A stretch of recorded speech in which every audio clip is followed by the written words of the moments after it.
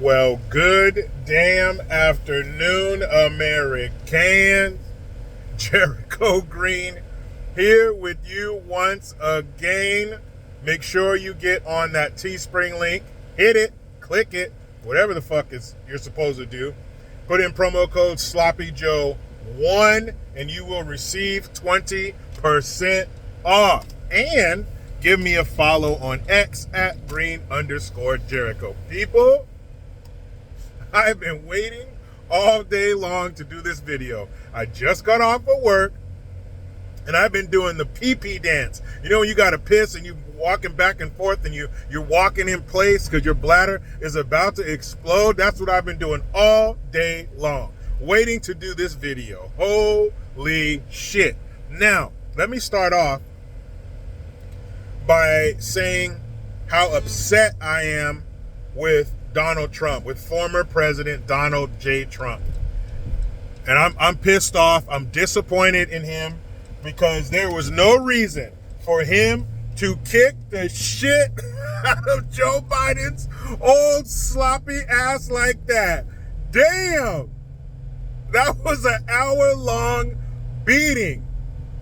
I was waiting for him to take a break, maybe go like this with his hands to stop him from hurting from beating Joe Biden's sorry ass. There's a reason I call him Sloppy Joe, and it was on display for 90 minutes yesterday. My goodness, right out of the gate, he was stumbling, bumbling, mumbling, forgetting shit, losing his train of thought. And if there's anybody out there who has a copyright on the phrase, the idea, if somebody has a copyright on that phrase, Sloppy Joe owes you a lot of money, because every single time he talked, he started with the idea that someone, the idea that a president, the idea that he, and he got pissed off. There was one moment where he was genuinely pissed when he was espousing that fucking lie that Trump said while at a memorial for dead soldiers. Oh, I don't want to go in there. They're losers. What? Like Trump would even say that shit, especially the microscope that he was under. And Biden was like, they're not losers. My son died and he's not a loser. Calm down. All right? Calm down. Your son did not die in Iraq, no matter how many times you say that.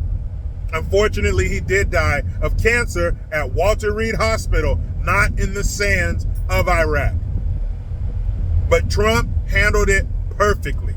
He kept his composure. He didn't get all pissed off. He handled it perfectly. Like when you're mad at somebody and they're like, well, I don't know what you're talking about. What do you mean? What's wrong? And it makes you more mad. You know what the fuck I'm talking about. Sloppy Joe was at his sloppiest last night. He was a runny shit sandwich. He kept lying, saying that Trump, the good people on both sides bullshit, the Russia bullshit, the convicted felon bullshit. And Trump was just slipping, dodging, rolling, blocking, and countering all night long. It was terrible. And there are too many instances in the speech to even talk about, but some of them that stand out were when Sloppy Joe was, we're going to finish and fix the, I thought, and I know I'm not alone, we thought that they were going to give him that meth, crack, coke, Adderall, whatever cocktail they mix up and give his ass before the State of the Union address. We thought they were going to put that shit in the hyperdrive and stick him in his wrinkly cheeks with that, but they did not. He got no serum. He was out there 100% all natural Sloppy Joe, and it showed. Now the Democrat Party is running around like chickens with their head cut off because they don't know what the fuck they're going to do. They know it's over for Sloppy Joe. That was your chance. You took a week off. He took a week off. He was at Camp David with a team of people to prepare him for that 90 minutes. Trump was probably sleeping in, laying by the pool, playing some golf, banging his gorgeous wife. It was business as usual for Trump, and Sloppy Joe's over here, Jill! He didn't know what, like my dad would say, he didn't know whether to scratch his watch or wind his ass.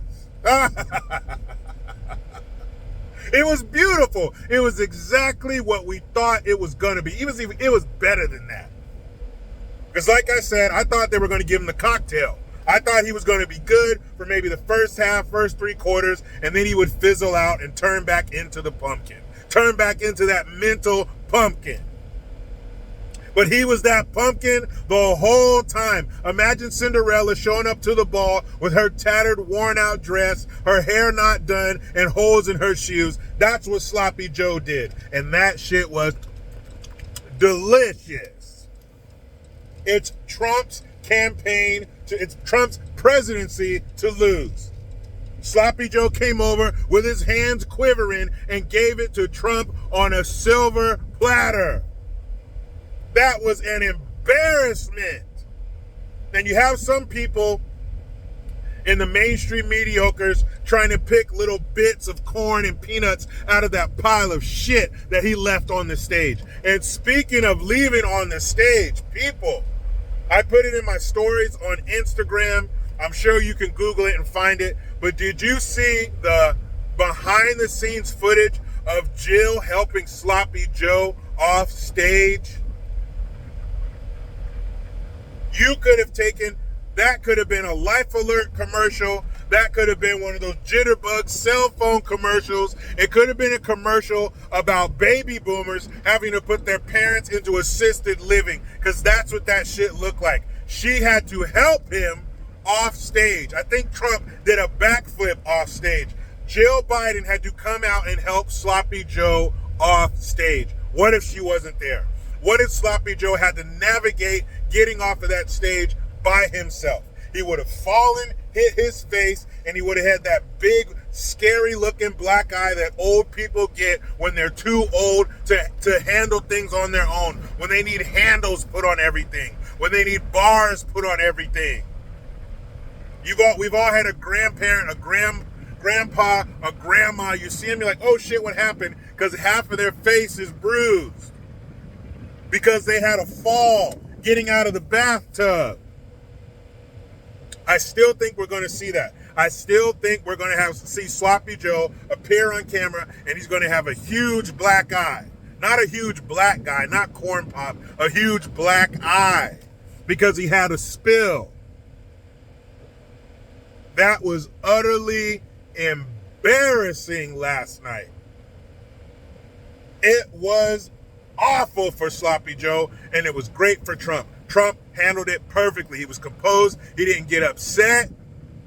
He didn't do too much mudslinging. And right in the beginning, where Sloppy Joe was talking about Medicare and the border, I don't know if his thoughts got crossed. And Trump said, I don't know. I don't understand what he meant by that last part. I don't think he even understands. I was like, damn. Will there be a second debate? Does there need to be a second debate? I bet you next time they'll give him that cocktail. Probably the reason they did it is because they figured that everybody thought they were. So if he came out there, fucking grinding his teeth, hey, my name's Sloppy Joe. Hey, drop it. Then everyone will be like, oh shit, they definitely gave him a cocktail. Maybe they didn't want to do that. If he makes it to the next debate, if he doesn't bow out, if they don't bow him out, don't forget about the 25th Amendment, where if a president is not mentally capable of continuing his presidency, he will be removed. And we know, you listen to the distance. If you put your ear to an old man's dick, you can hear Kamala. If he's not in there, she's in there. But they might have her in there for a few months. How much damage can she cause? They'll give her some bullshit to do. They'll have her cut a ribbon at an elementary school or some shit. They'll keep her out of the way. She won't make any major decisions. Maybe they'll put her in there.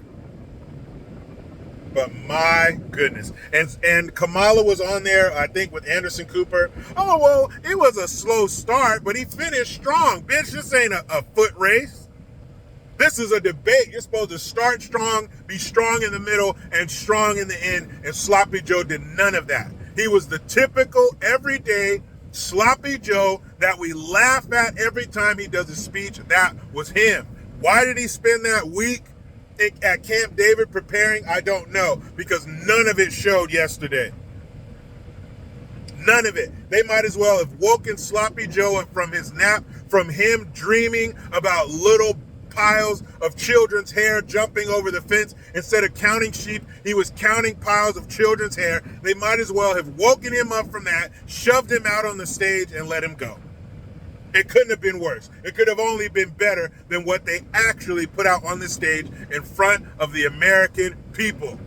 Democrats, I know it's hard for you to sit down. I know you're sitting on one of those hemorrhoid donuts because last night you got fucked.